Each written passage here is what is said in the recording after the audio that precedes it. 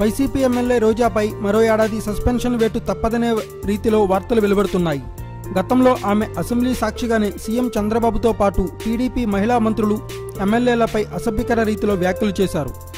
ఈ క్రమంలోనే రోజాపై విశాఖ జిల్లా పాయకరావుపేట టీడీపీ ఎమ్మెల్యే అనిత ప్రివిలేజ్ కమిటీకి ఫిర్యాదు చేశారు.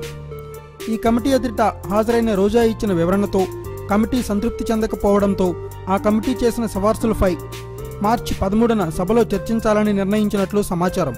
ఈసారి మాత్రం రోజా విషయంలో పకడ్బందీ ప్రణాళికతో చర్యలు తీసుకోనున్నట్లు సమాచారం. ఆమె కోర్టుకు వెళ్లినా ఎలాంటి ఇబ్బంది లేకుండా ఉండేలా వ్యూహరచన చేస్తున్నట్లు సమాచారం. అసెంబ్లీలో చర్చల తర్వాత రోజాపై సస్పెన్షన్ విధించిన ఆమె తీరులో ఏమాత్రం మార్పు రాలేదు. అసెంబ్లీ బయట కూడా రోజా అంతే దారుణమైన రీతిలో మాట్లాడుతుందన్న విమర్శలు వ్యక్తమవుతున్నాయి. ఈ క్రమంలోనే ఆమె నిజాయితీతో క్షమాపణ చెబితే ఓకే, లేని పక్షంలో ఆమెపై మరో ఏడాది పాటు సస్పెన్షన్ విధించే అంశంపై ఆలోచన చేస్తున్నట్లు తెలుస్తోంది. ఇదే విషయంపై మీడియాతో మాట్లాడిన శాసనసభ వ్యవహారాల శాఖ మంత్రి యనమల రామకృష్ణుడు పరోక్షంగా ఈ విషయాన్ని ప్రస్తావించారు.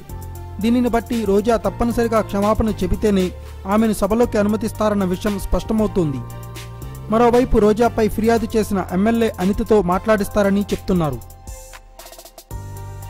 Thanks for watching. Please subscribe our channel.